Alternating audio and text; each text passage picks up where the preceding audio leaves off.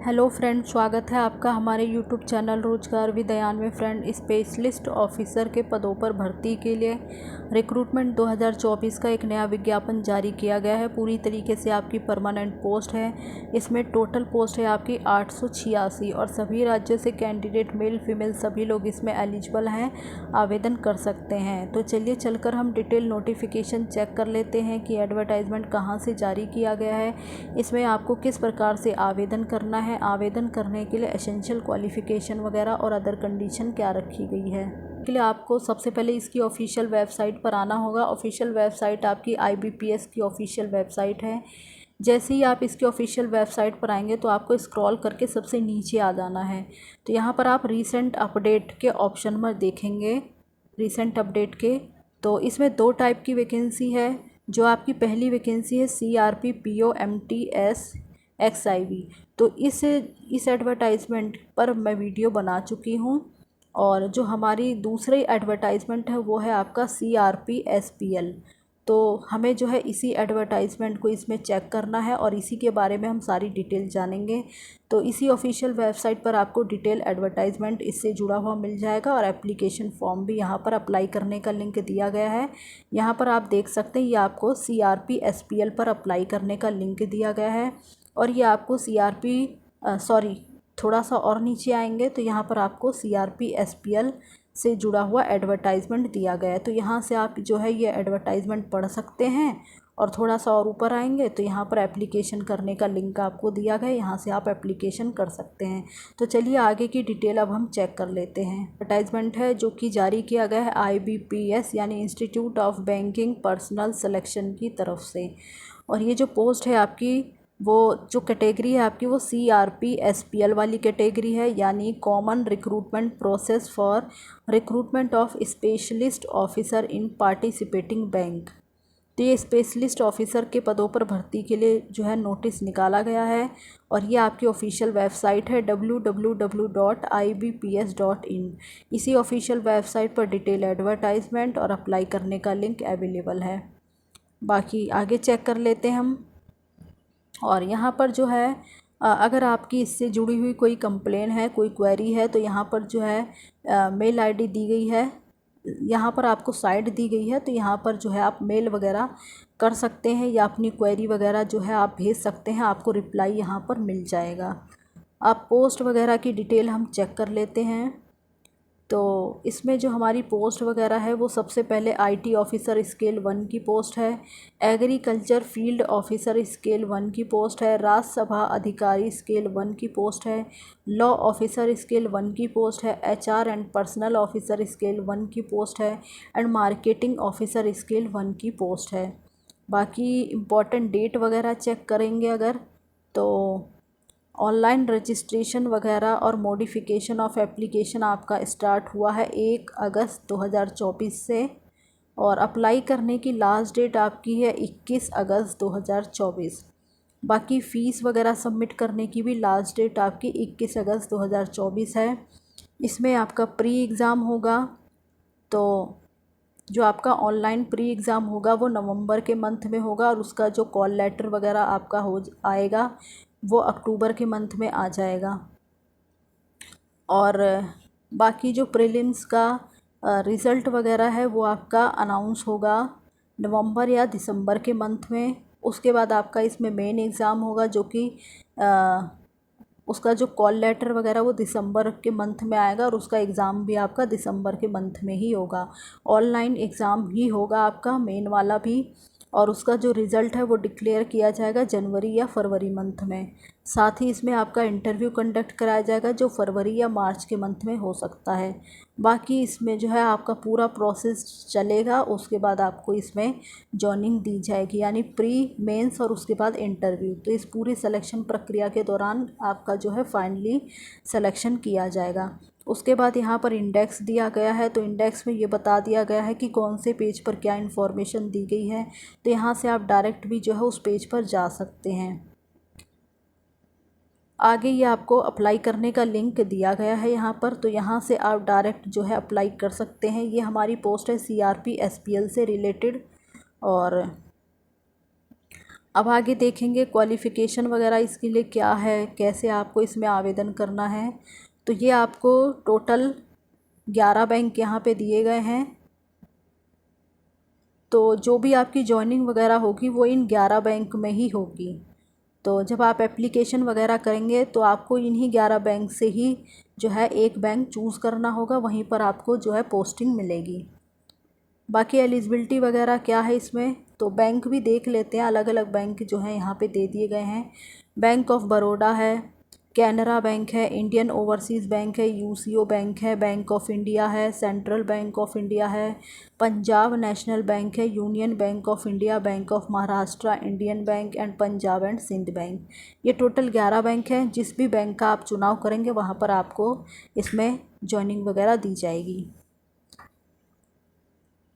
आगे देखेंगे nationality, citizenship Indian वगैरह आप होने चाहिए। और एज लिमिट वगैरह देख लेते हैं। तो एज आपकी काउंट होगी 1 अगस्त 2024 के बेस पे। मिनिमम एज आपकी 20 साल है, मैक्सिमम एज आपकी 30 साल है। बाकी इसमें आप एज वगैरह भी काउंट कर सकते हैं अपनी। A candidate must have been born not earlier than 2 August 1994 and not later than. तो आप जो है 2/8/1994 से पहले का बर्थ आपका नहीं होना चाहिए और 1 अगस्त 2004 के बाद का बर्थ आपका नहीं होना चाहिए। तो इसमें जो है आप अपना डेट ऑफ बर्थ इसके बीच में रख कर काउंट कर सकते हैं। बाकी अपर एज में जो आपको रिलैक्सेशन वगैरह है वो दिया जाएगा। तो SC एंड ST कैंडिडेट को 5 साल का रिलैक्सेशन दिया जाएगा। OBC non creamy layer candidate को 3 साल का, PWBD कैंडिडेट को 10 साल का एंड एक्स सर्विसमैन वगैरह हैं तो आपको 5 साल का इसमें रिलैक्सेशन दिया जाएगा, जो भी गवर्नमेंट ऑफ इंडिया के रूल्स के अकॉर्डिंग दिया जाता है। बट एज रिलैक्सेशन वगैरह आपको तभी दिया जाएगा जब आपके पास उससे रिलेटेड सर्टिफिकेट्स वगैरह होगा। तो आपको सर्टिफिकेट्स वगैरह भी अगर आपका रेडी नहीं है तो आप रेडी कर लें एप्लीकेशन करने से पहले। और आगे देख लेते हैं और क्या प्रोसेस है इसमें। क्वालिफ़िकेशन के बारे में बात कर लेते हैं। और एजुकेशन क्वालिफ़िकेशन इसमें अपीयरिंग वाले कैंडिडेट अप्लाई नहीं कर सकते हैं। आपकी एजुकेशन क्वालिफ़िकेशन 21 अगस्त 2024 तक कंप्लीट हो जानी चाहिए, वही कैंडिडेट इसमें एलिजिबल हैं। तो सबसे पहले हमारी पोस्ट है IT ऑफिसर स्केल 1 की। और इसमें मिनिमम एज आपकी 20 है, मैक्सिमम 30 है। और इसमें जो क्वालिफ़िकेशन दी गई है वो आपने कहीं से भी जो है 4 साल का इंजीनियरिंग या technology degree in computer science या फिर कंप्यूटर एप्लीकेशन या फिर IT या इलेक्ट्रॉनिक्स एंड टेलीकम्युनिकेशंस या फिर इलेक्ट्रॉनिक्स एंड कम्युनिकेशंस, इन सभी में किसी में भी आपने जो है 4 साल का कोर्स किया हो तो आप इसमें एलिजिबल हैं और आवेदन कर सकते हैं। या फिर और करके यहाँ पे कई कंडीशन दी गई है तो आप इसमें से देख लें। या तो आपने ग्रेजुएट हैविंग पास DOEA CCB लेवल किया हो तो भी आप एलिजिबल हैं, आवेदन कर पाएंगे। नेक्स्ट जो हमारी पोस्ट है वो है एग्रीकल्चर फील्ड ऑफिसर स्केल 1 की। मिनिमम एज 20 है, मैक्सिमम एज 30 है। 4 साल का डिग्री आपने ग्रेजुएशन इन एग्रीकल्चर किया हो या हॉर्टिकल्चर या एनिमल हस्बेंड्री या फिर वेटरनिटी साइंस या डेयरी साइंस या फिशरी साइंस या फिर PC कल्चर या एग्री मार्केटिंग एंड कॉपरेशन या फिर कॉपरेशन एंड बैंकिंग या एग्रो फॉरेस्ट्री या फॉरेस्ट्री एग्रीकल्चर बायोटेक्नोलॉजी या BTech बायोटेक्नोलॉजी से या फिर फूड साइंस या फिर एग्रीकल्चर बिजनेस मैनेजमेंट या फूड टेक्नोलॉजी या डेयरी टेक्नोलॉजी या एग्रीकल्चर इंजीनियरिंग या फिर सेरीकल्चर या फिर फिशरी इंजीनियरिंग। तो काफ़ी ऑप्शंस इसमें आपको दिए गए हैं। इसमें से आपने किसी में भी जो है 4 साल का डिग्री किया हो या ग्रेजुएशन किया हो तो आप एलिजिबल हैं और आवेदन कर पाएंगे। आगे जो हमारी पोस्ट है वो है राज्यसभा अधिकारी स्केल 1 की। मिनिमम एज आपकी 20 है, मैक्सिमम एज 30 है। इसके लिए आपने post graduation degree in Hindi with English as a subject at the degree graduation level आपने किया है तो आप एलिजिबल हैं और आवेदन कर पाएंगे। और करके यहाँ पर कंडीशन दी गई है तो आप देख लें, इसमें से आप जो भी कंडीशन पूरी करते हो तो आप इसके लिए आवेदन कर पाएंगे। आगे पोस्ट है लॉ ऑफिसर स्केल 1 की। मिनिमम एज 20 है, मैक्सिमम एज 30 है। इसके लिए आपने लॉ में यानी LLB में बैचलर डिग्री किया हो and enrolled as an advocate with bar council. आगे जो हमारी पोस्ट है वो है HR and personnel officer scale 1। Minimum age आपकी 20 है, मैक्सिमम एज 30 है। इसके लिए आपने ग्रेजुएशन किया हो और 2 साल का full time post graduation degree या फिर 2 साल का full time post graduate diploma in personal management में या इंडस्ट्रियल रिलेशंस में या HR में या HRD में या फिर सोशल वर्क में या फिर लेबर लॉ में। तो इसमें से आपने किसी में भी अगर जो है ग्रेजुएशन डिप्लोमा वगैरह किया है, ग्रेजुएशन किया है तो आप जो है एलिजिबल हैं और अप्लाई कर सकते हैं। बट जो आपका full time post graduation degree होना चाहिए यानी रेगुलर होना चाहिए। बाकी आगे जो पोस्ट है वो है मार्केटिंग ऑफिसर स्केल 1 की। तो इसके लिए आपने ग्रेजुएशन किया हो और 2 साल का फुल टाइम MMS यानी मार्केटिंग एंड 2 साल का फुल टाइम MBA मार्केटिंग या फिर 2 साल का फुल टाइम PGDBA, इसमें से आपने कुछ भी किया है तो आप इसमें एलिजिबल हैं और आवेदन कर पाएंगे।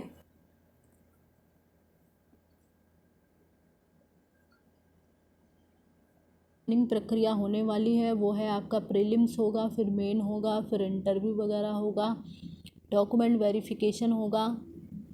तो जो भी आपका इंटरव्यू वगैरह या डॉक्यूमेंट वेरिफिकेशन होगा उस समय आपको अपने ओरिजिनल डॉक्यूमेंट भी लेके जाने होंगे, फ़ोटोकॉपी डॉक्यूमेंट्स भी लेके जाने होंगे।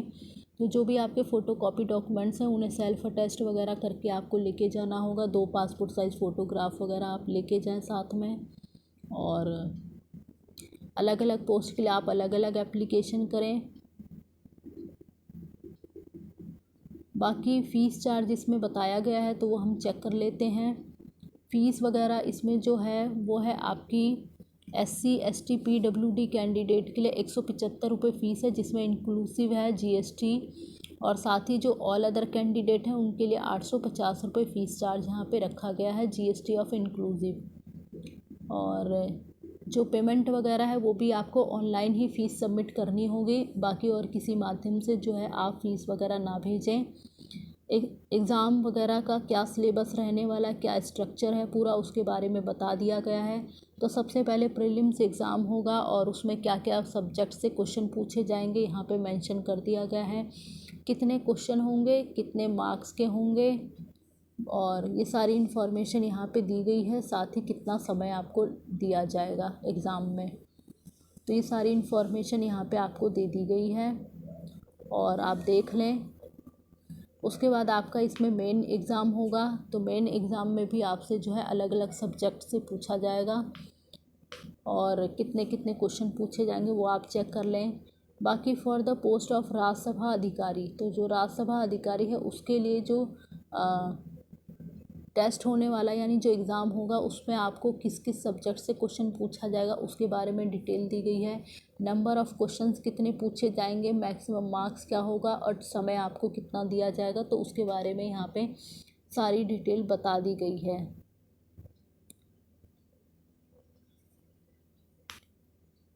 बाकी आगे देखते हैं इसमें और क्या इन्फॉर्मेशन है। तो यहाँ पर आपको एक कंडीशन और रखी गई है, रॉन्ग आंसर के लिए आपको पेनल्टी भरनी पड़ेगी। तो पेनल्टी क्या है, आपका जो भी आपका ऑनलाइन प्री एग्ज़ाम होगा या ऑनलाइन मेन एग्ज़ाम होगा तो दोनों में ही आपका जो है नेगेटिव मार्किंग है आपकी। अगर आप कोई भी आंसर गलत देते हैं तो उसके लिए आपका 0.25 मार्क्स कट हो जाएगा। तो ये आपकी नेगेटिव मार्किंग यहाँ पे रखी गई है, इसलिए सोच समझ कर ही आंसर वगैरह करें।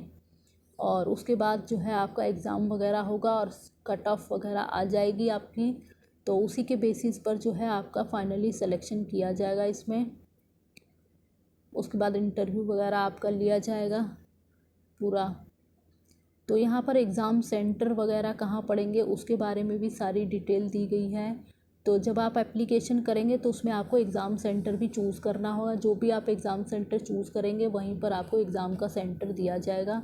बाकी जो पूरा वेन्यू वगैरह है, टाइम डेट वगैरह है, सेंटर की एड्रेस वगैरह है, वो सब आपको जो है इंटीमेट कर दिया जाएगा। जो भी कैंडिडेट शॉर्टलिस्ट होंगे उन्हें कॉल लेटर वगैरह भेजा जाएगा और सभी चीज़ें इन्फॉर्म कर दी जाएंगी। तो आप समय समय पर इसकी ऑफिशियल वेबसाइट पर ज़रूर विज़िट करते रहें ताकि कोई भी इंफॉर्मेशन हो वो आपको मिल सके। और आगे इसमें इंडेक्स में जो है कुछ पॉइंट्स वगैरह दिए गए हैं तो वो आप पढ़ लें।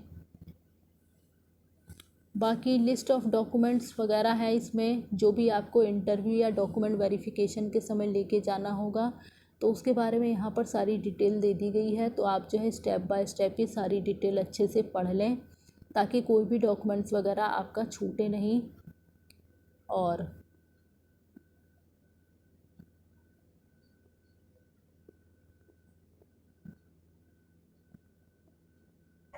बाकी इसमें जब भी आप एग्ज़ामिनेशन हॉल में जाएंगे as well as at the time of interview के समय तो अपना कॉल लेटर वगैरह लेके जाएं, फ़ोटोकॉपी ऑफ मतलब जो भी आपके क्वालिफ़िकेशन वगैरह उससे जुड़े हुए सभी सर्टिफिकेट्स वगैरह, मार्कशीट वगैरह वो सब आप लेकर जाएं। और साथ ही आपको जो है अपना कोई भी आइडेंटिटी प्रूफ लेके जाना है जिसमें पैन कार्ड, पासपोर्ट या परमानेंट ड्राइविंग लाइसेंस वगैरह हो सकता है। तो इसमें से आप जो है सब कुछ भी लेके जा सकते हैं। बाकी इसमें आगे देख लेते हैं और आगे और क्या इन्फॉर्मेशन है। तो यहाँ पे एक चीज़ आप और देखेंगे, मेंशन किया गया है signature in capital letter will not be accepted. तो कैपिटल लेटर में सिग्नेचर ना करें अन्यथा जो है एक्सेप्ट नहीं किया जाएगा।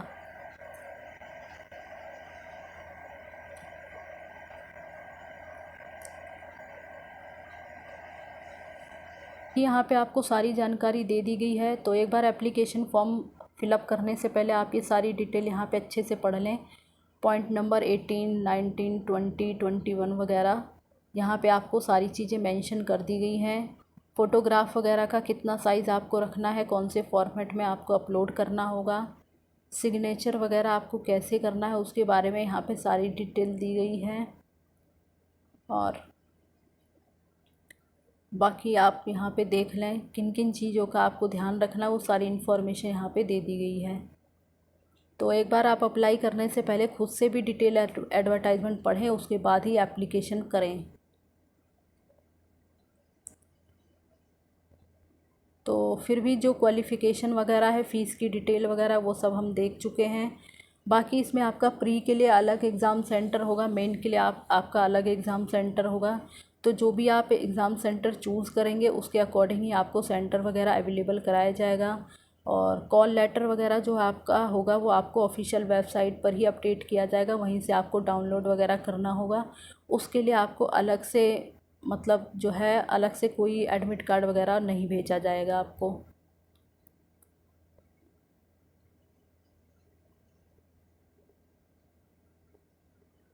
तो यहाँ आप देख सकते हैं अप्लाई करने का लिंक यहाँ पे आपको दिया गया है, यहाँ से आप एप्लीकेशन कर सकते हैं।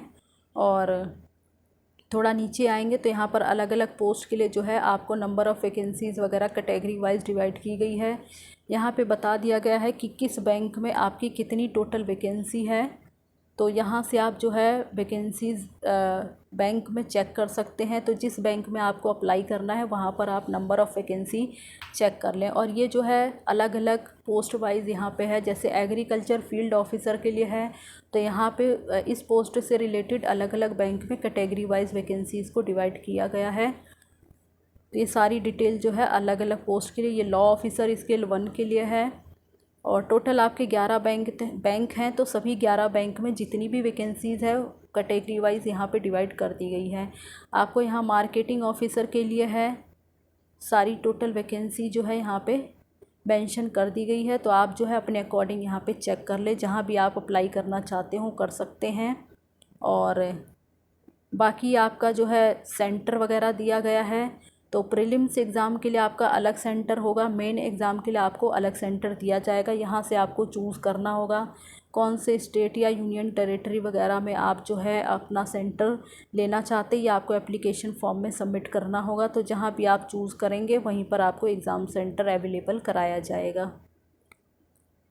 बाकी फ़ोटोग्राफ वगैरह से रिलेटेड या जो भी आपके डॉक्यूमेंट्स वगैरह हैं उससे रिलेटेड आपको कितना साइज़ रखना है, और जो है थंब इम्प्रेशन वगैरह अगर लगाना है तो उसका क्या साइज़ रखना है, फ़ोटोग्राफ वगैरह का क्या साइज़ होना चाहिए, कितने KB वगैरह का होना चाहिए, तो उससे जुड़ी हुई सारी जानकारी यहाँ पे दे दी गई है। तो ये जानकारी जो भी डिटेल है ये आप पढ़ लें। फ़ोटोग्राफ के बारे में नीचे यहाँ पे डिटेल दी गई है, क्या साइज़ रखना है, कैसे अपलोड करना है। बाकी सिग्नेचर वगैरह के बारे में यहाँ पे डिटेल दी गई है, तो क्या साइज़ रखना है और कैसे आपको साइन वगैरह करना है। वाइट पेपर पर करना है, विद ब्लैक इंक पेन से साइन करना है। Signature not in capital letter में आपको साइन नहीं करना है। और लेफ़्ट थंब इम्प्रेशन वगैरह के बारे में बताया गया है, तो क्या फॉर्मेट होगा, कौन से फ़ाइल क्या रहेगी आपकी, JPG या JPEG वगैरह। तो ये आप यहाँ से चेक कर लें कितने KB वगैरह का होगा आपका फॉर्मेट। तो ये सारी डिटेल एक बार जो है आप एप्लीकेशन करने से पहले ज़रूर पढ़ें, उसके बाद ही एप्लीकेशन करें। फिर भी मैंने पूरी कोशिश की है कि सारी डिटेल आपके साथ शेयर कर ली जाए, कोई भी इन्फॉर्मेशन छूटे ना। फिर भी आप जो है खुद से भी एक बार एडवर्टाइजमेंट पढ़ें एप्लीकेशन करने से पहले। हो सकता है मुझसे कोई पॉइंट छूट गया हो, तो आप जो है खुद से कवर कर लें। और इसी प्रकार की ऑल इंडिया रिक्रूटमेंट की जानकारी पाने के लिए आप हमारे चैनल को सब्सक्राइब कर लें, ताकि इसी प्रकार की इन्फॉर्मेटिव वीडियो आपको मिलती रहे। Thanks for watching this video.